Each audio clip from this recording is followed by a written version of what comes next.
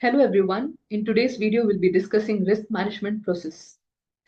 First, let's understand what is risk management process. What is the purpose of risk management process? So the risk management process is important to protect the organization from potential losses. This is the purpose of the risk management process. Now, there are 5 steps in the risk management process. The first step is risk identification. So in the risk, let's go to the risk identification process. In the identification process, what the organization first does it needs to identify whether it's looking to identify a risk in a particular sector of the organization or in the entire organization as a whole. In a particular sector of the organization can be risks such as a capital project risk or a technology risk, etc. Or it can also look into identifying risks in the organization as in the entire organization as a whole, such as the cyber security risk, which affects the entire organization since it affects the reputation of the company. Now, after it decides what type of risks it wants to identify, the next step it does is it allocates all the type of risks that affect the organization and the type of risks that does not allow the company to achieve its objectives. So, and now let's understand what are the type of sectors involved in the risk identification process. The different type of sectors involved in the risk identification process are the IT sector, finance sector, human resource, etc. All the sectors of the organization, no matter which sector they are in, have to take part in the risk identification process. So the first thing that happens in the risk identification process is they look for the risks that affect the entire organization, the that interrupt the flow of the business and do not allow the business to achieve its objectives. For this, what the company has to do is to identify the risks. What the company has to do is it has to understand the internal factors and external factors affecting the risks. So what are the internal factors affecting the risk? The first one is employee errors, then we have employee fraud, there's poor management practices that affects the risks internally, then inadequate training, flawed internal processes. All these are the internal factors that affect the risk. Now coming to the external factors, political instability. Political instability means that when new tax regulations are formed or when a new party comes into power, all these are the political instability that affects the risk externally. Now there are the other type of external factors are economic changes such as recession, competitors' actions, natural disasters such as flood and earthquake, etc. So these are the internal factors and external factors that affect the risk. Now, let's understand the event identification techniques in the risk identification process. What are the event identification techniques? The first one is brainstorming sessions. What happens in the brainstorming session is first they find the risks that exist, and then the participants are asked to share their ideas to identify the risks. The ideas they have, which can be used to identify the risks, and the best idea among them are chosen. The best ideas among the ideas provided are chosen for the risk identification process. This is what happens in the brainstorming session. The next one is interviews and self-assessment. So individuals in the organization are asked about the potential risks through a structured interview at the same time. They are also asked to do a self-reflection on the type of risks they can see in their own department. So what happens here is all the participants or all the employees are first asked to take a structured interview. At the same time, they're also asked to check and identify what type of risks they have seen in their own department. Now, the next type of risk identification technique is event inventories and loss event data. Here we collect the past data to analyze patterns and trends from the past events that affect the organization in the past, that have affected the organization in the past, to help predict the future risks. So what happens here is we collect the past data, we analyze what type of risks have we come across, we create patterns and trends, and then use these patterns and trends to use it for the prediction of the future risks. Now, the next type of risk identification is felicitated workshops. What happens in felicitated workshops is, with the help of a felicitator is somebody who helps in guiding the discussion. So with the help of a facilitator, a group of people come together to identify and discuss potential risks in a project or the organization. And next, going to the SWOT analysis. In SWOT analysis, we assess the potential risks in four areas. So SWOT stands for strength, weakness, opportunities, and threats. Strength and weakness are the internal factors, whereas the opportunities and threats are the external factors. Now, what are strengths? Strength is the teams and the organization are good at something. So that is called the strength of the organization. But depending too much on the strength also can be a weakness, such as if you do not focus on the challenge and just focus on what your strengths are, you might lose on the opportunities. This is why strength can also turn into weaknesses. Now, what are the weaknesses? Weaknesses are those areas where things could go wrong internally, and such as the resources and skills. If they have any defect, if there's any defect in the resources of the company or the skills of the employees, these are all the weakness of the company. Now, coming to the opportunities, opportunities are the external factors that could benefit the organization, but these can also turn into threats. Now, imagine if you enter a market which may be good for your growth, but you do not check into the type of competition that exists in the market. That particular market might have heavy competition and a lot of competitors. This might affect your business growth. So, thus, here the opportunity can also turn into a threat.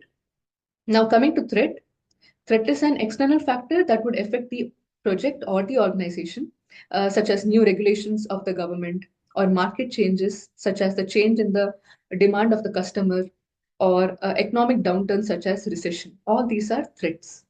This is how the SWOT analysis is done by assessing four types of areas.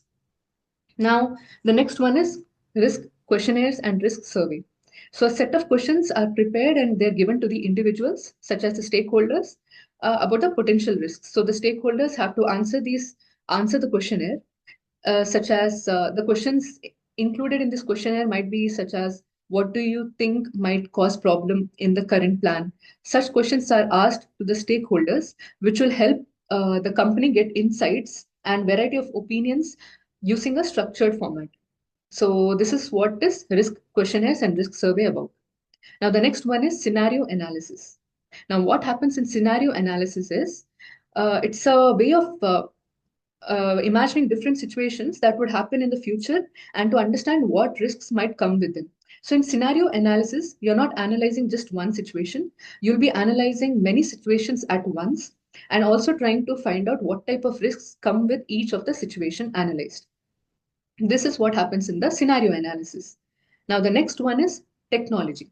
So, technology can be used to communicate internally and externally. Now, there's a technology called as intranet within the organization. So, let's understand what is intranet. INTRANET, intranet. So it is a private network used within the organization, which is restricted to the people and the system inside the organization. So this helps the organization and the employees to share information and communicate with each other without using the public network.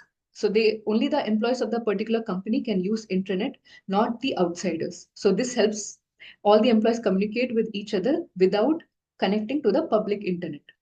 This is what intranet means.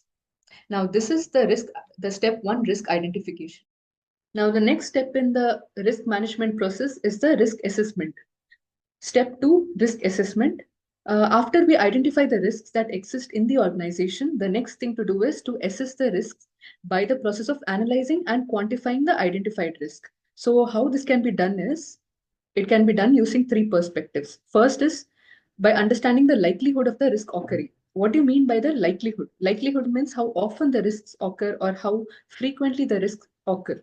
Examples such as if there is 5% chance of a machine breakdown, then the likelihood of risk occurring is 5%. This is what it means by likelihood of risk occurring. Now, the next one is the potential impact or the relative significance of the event if it does occur. That means to say that it speaks about the severity of the risks. Whatever risks occur, how severe or how strong impact they have on the business is the potential impact, is called the potential impact. The third perspective is the interrelationship of the risks on a unit by unit basis or total organization basis.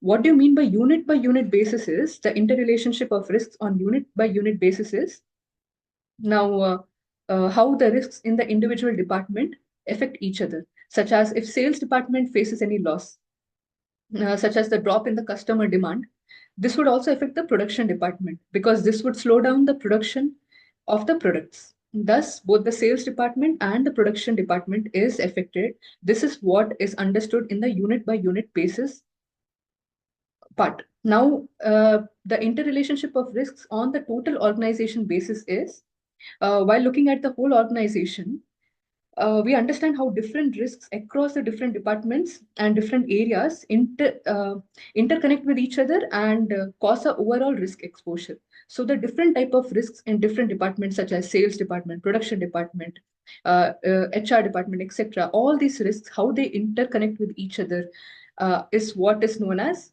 the interrelationship of risks on the total organization basis. Example, cyber security risk. Now, this is the IT risk. So this is affects the whole organization because it affects the reputation of the organization. Thus, this is one example of total organization basis risk. Now let's understand two terms.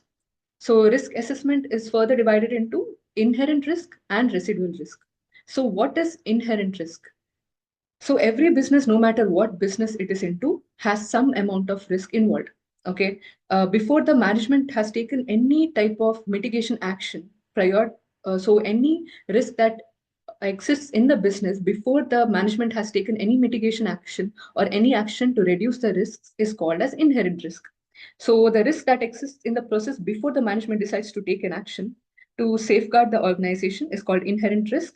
And inherent risk is also known as raw risk or initial risk. Now, the next one is residual risk. So, what is residual risk? The risk that remains after all the efforts have been made by the management to identify, assess, and reduce the risks is called residual risk. So, no matter how much efforts you put in reducing the risks and how many procedures you find in reducing the risks and avoiding the risks, there remains some amount of risks in the organization after all the efforts have been put. That is known as residual risk. Now let's go to the next topic, exposure to risk assessment. So there are two types in which you can understand the exposure to risk assessment. One is the loss frequency or probability. So how often the loss happens, it measures how often the loss occurs on an average.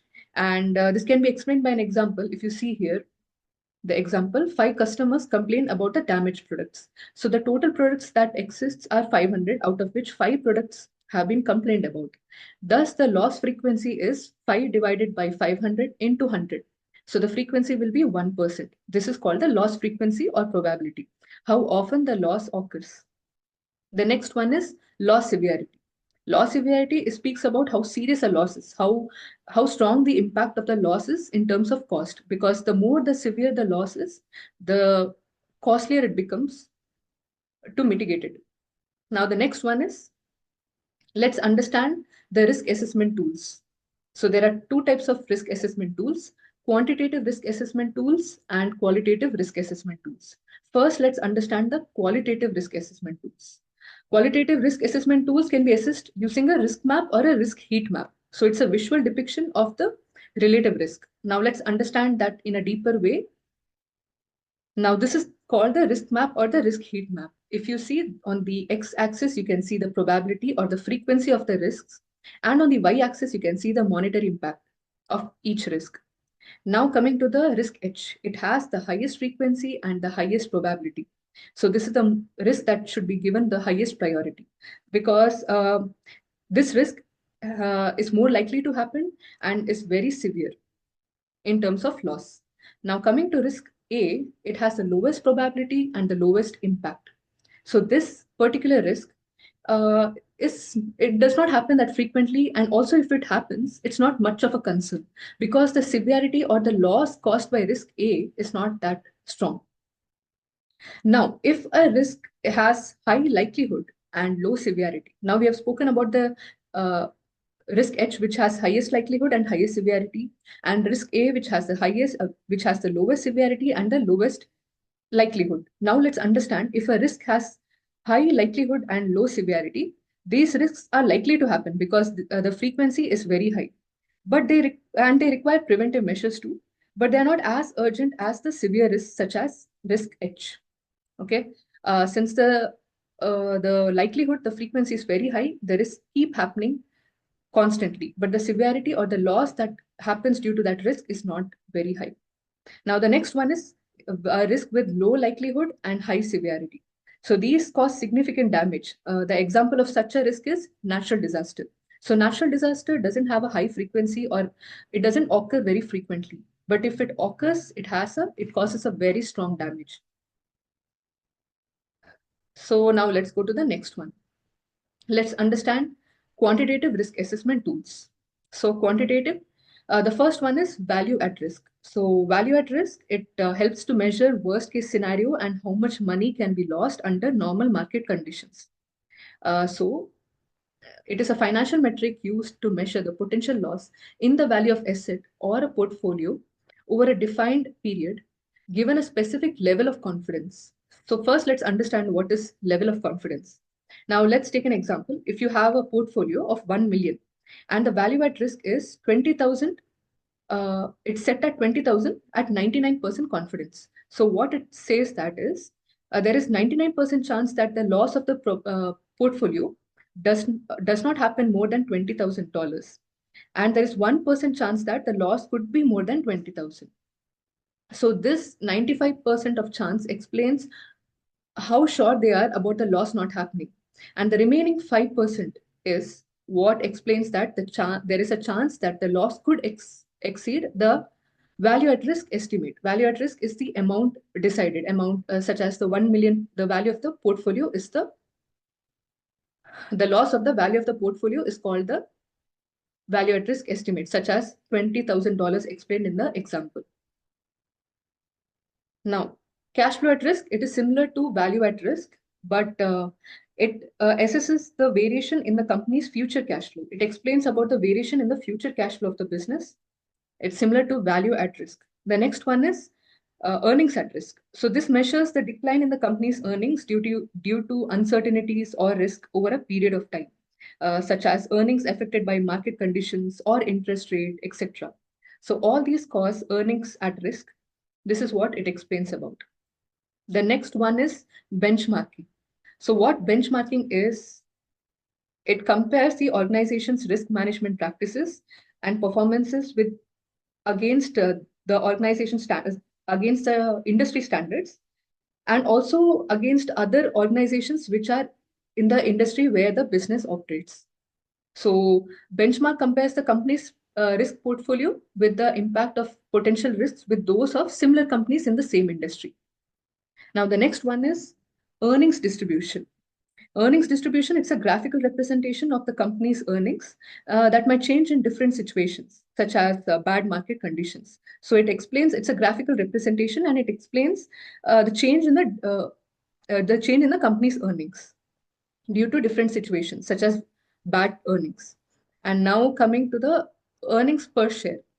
So earnings per share, it's a financial metric that shows how much profit a company makes for each share of a stock. So this is what is the quantitative risk assessment tools. Let's understand step 3, risk prioritization. So what happens in risk prioritization is that the risks are ranked based on highest priority. That is, the risks with the highest probability and highest severity are risks which are addressed first and have the highest priority. This is how the risk prioritization or risk ranking happens. And now we have 4 ways in which the potential loss can be measured. The first one is expected loss.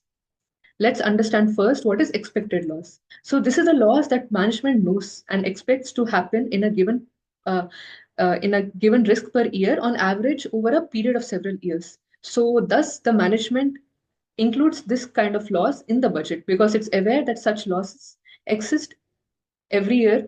Thus, it has to include such losses in the budget.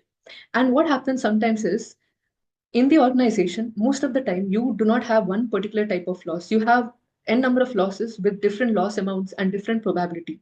So at that time, what we have to do is we have to calculate the weighted average of all possible loss. Now let's understand that below. So expected loss, the weighted average of expected loss is calculated as weighted average of loss amount into probability of loss. Now, if you see this example, the first amount is 10,000, which has a probability of 20%. So below I've written the answer. 10,000 into 20% is 10,000 into 0.2. 20% is 20 divided by 100, that is 0.2. Thus, in the similar way, you have to calculate the loss and the probability in the same way for each one. 10,000 into zero point 0.2 plus 25,000 into zero point 0.1 plus 40,000 into zero point 0.3, that is 30% of probability. 55,000 into zero point 0.05 plus 60,000 into 0.35, and you get $40,250. So this is the weighted average of expected loss. Now the next one is unexpected loss. So while understanding unexpected loss is the loss that goes beyond the expected loss. So whatever the management has decided would be the loss for the year, this loss is the one that goes beyond that measurement. That's called as unexpected loss. And this happens during rare events such as a very bad year. So during a very bad year, sometimes the sales falls below the expectation, and that's when you have unexpected loss.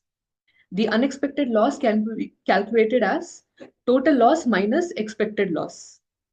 Now, the next one is maximum probable loss. It is the largest loss that can occur under forcible circumstances, which means to say that this loss happens under normal market conditions and it's within the reasonable range, unlike the maximum possible loss.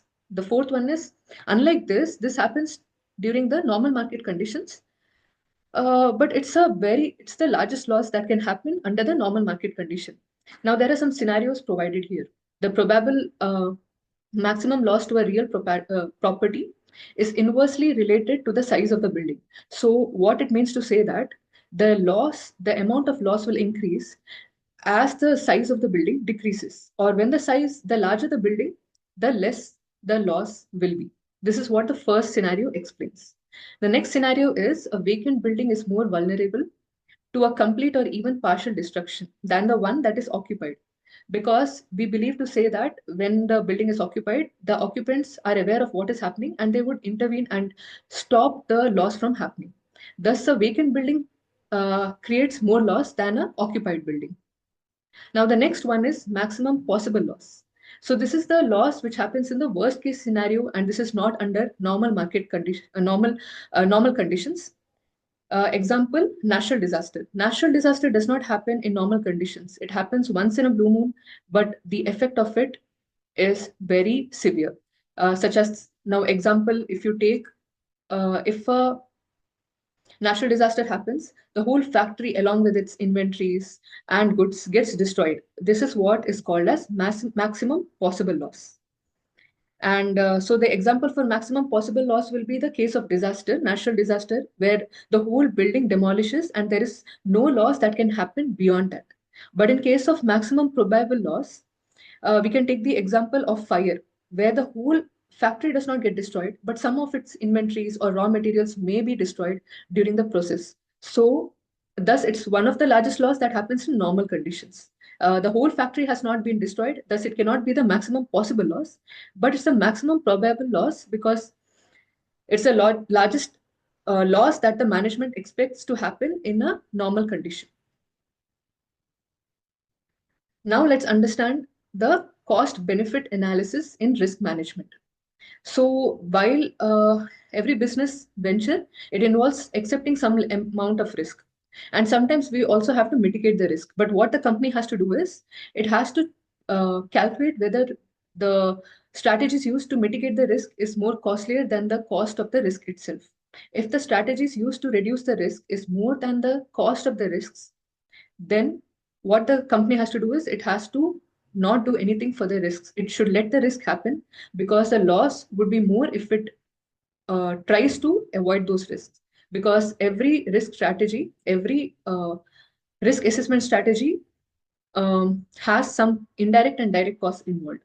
Thus, we need to do a cost benefit analysis if In case the strategies used to reduce the risk is less than the risk amount, then you have to mitigate or avoid those risks. But in case when the risk amount is more than the strategy used to avoid it, then what you have to do is you shouldn't touch it. You should just retain such risks. This is it about risk prioritization. This step 4, response planning. Response planning is actions taken by the company or individuals to address the risks. So this is based on the severity and the likelihood of each risk, based on how severe each risk is and how strong or how frequent the risks occur. Based on that, the company takes actions to mitigate the risk or address the risks. And this is done in order to maximize the opportunities and minimize the impact and minimize the losses. That's the reason we do response planning. Now, the first way of responding for a given risk is avoiding or eliminating the risk. So, what the company does here is it's a step taken to eliminate the risk entirely. And this is done to avoid risks which have highest negative impact. When the risk has the highest severity and highest likelihood of occurring, what the company feels best to do is it believes that it has to avoid such risk or eliminate such risk entirely. So this is done by either there are examples of doing this, that is such as disposing the business unit or product line. Instead of expanding the business and finding ways to reduce the risk, what the company does is it believes that the best way to avoid the risk is to either sell the business unit entirely to a different company or to dispose it. Now the next one is reducing or mitigating the risk. Now, here, this is the most common response taken by the management. That is, what the management does is it finds ways to reduce the risk. And this can be done by expanding a product line or a service line. So, just instead of avoiding the risk completely, what the company does here is it finds ways to finds ways to reduce the risk. This can be done by expanding the product line, that is, by increasing the number of products that the company sells, etc. Now, the next one is transferring of or sharing the risk. Here, what the management does is instead of bearing the loss entirely by itself, it transfers the loss either entirely to a different entity or partially to a different entity. So, this can be done by insurance. So, the example here given is sharing of risk involves purchase of insurance for a machinery. By buying insurance, what the company can do is it won't have the impact of the loss fully on itself. It will share it with the insurance company, the loss of the machinery. Now, the next one is retained risk or risk retention. Sometimes, when the frequency of the risk and the severity of the risks are very low, what the company decides to do is it does not take any action to mitigate or avoid it. Because the amount of cost involved in mitigating the risk might be higher than the cost involved in the actual loss of the risk. Thus, it decides that there should be no action taken and the risk can just happen. And the next one, so here there's a note, self-insuring. This means to say that it's what retained risk is about. When the company does not buy insurance and decides to bear the loss entirely by itself without buying insurance, it's known as self-insuring. That's an important term. Now the next one, exploiting or accepting a risk. Sometimes to benefit from an opportunity, what the company does is it takes some amount of risk to take advantage of opportunities such as increasing the profit of the company, etc. And this is known as exploiting or accepting the risk, where the company chooses to deliberately expose itself to the risk to generate profits. Now, this is how the risk map is, and you need to avoid the risks which has the highest severity and the highest likelihood of occurring. Whereas when the risks have the lowest probability and the lowest severity, what you have to do is you can retain it in the business without taking any action because the loss of such uh, risks are very low and it does not have any impact on the business. And the other two are transferring the loss or reducing or preventing the loss. Now, the next step is risk monitoring. So, after the fourth step, which is risk response, what the company has to do is, after all the strategies have been implemented, the company must ensure that each and every risk is addressed and monitored. So, it should not just implement the strategies, but it should also monitor these strategies which are implemented. Another reason for this is because the past strategies which were implemented may become irrelevant in the future. Thus, you need to keep monitoring the strategies and you should keep checking if they suit the current scenario or situation of risk. This is what is risk monitoring. Now, there are two terms, risk appetite and risk tolerance. First, let's understand what is risk appetite. So, it is the overall risk that the organization can accept. Every business has objectives to achieve. And thus, it is important to understand that some amount of risk. So, what company has to do is sometimes it has to undertake some risks in order to achieve these objectives. Thus, this is called as risk appetite. The overall or the maximum risk the company has guts to take is called as risk appetite. Thus, organization must decide what is the level of risk appetite it has. Now, the next one is risk tolerance. So it's a variation. It's around the objectives. So any variation that happens around the objectives of the business is called as risk tolerance. So it is more narrowly defined compared to risk appetite, and all the risk tolerance, when combined, becomes the risk appetite of the organization. So thus, risk tolerance is a narrowly defined term, and risk appetite is the entire risk that the organization can take. This is it. The risk management process ends here.